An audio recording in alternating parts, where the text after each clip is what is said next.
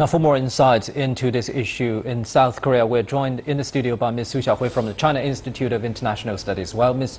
Su, we know that China has firmly opposed the deployment of THAAD system in South Korea, and recently the Chinese foreign minister said that the deployment will harm trust between the two countries. How serious is this warning? Well, I believe that China has sent out very clear signal to South Korea. According to China's understanding, South Korea understands China's concerns and China's positions on that system. I remember in the year 2014, South Korea and the United States carried out this kind of discussion and joint studies on the potential deployment of the system. And at that time, China said clearly that it was against China's national interests, and China didn't believe that it was a very good way to maintain regional stability.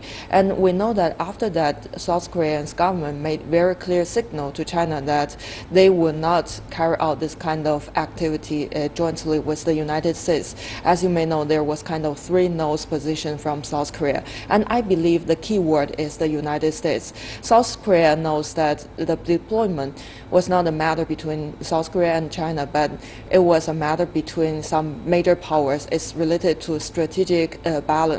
So from this year, from the February or March of this year, there has been quick progress in the deployment of the system, and China has been asking South Korea to take into consideration of China's concerns. But still, the United States and South Korea announced their plan to deploy the system. So this is obviously against China's interests, and there's little space for China to make compromise. Well, it's reported that Japan is considering purchasing the THAAD system and deploy it on its own territory. If it's true, do you think it's another step of the U.S. strategy of pivot to Asia and rebalancing China? If it is, at what cost? Well, I have to say that the U.S. presence in Asia Pacific falls into several parts, especially in the military field. The first part is the military presence, the deployment of the system, like that system. And another part is strengthening relationship among military alliances.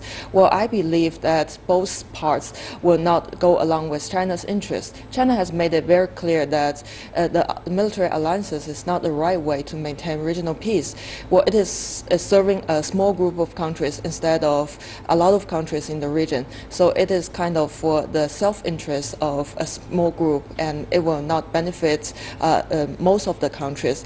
So China has said clearly to the United States that the pivot to Asia, or the rebalance, is not totally for the peace and stability of Asia Pacific. And for that system, well, the request or proposal from Japan was not new. I remember years ago when the United States started to deploy the system, there had been discussion in Japan, but was refused at that time.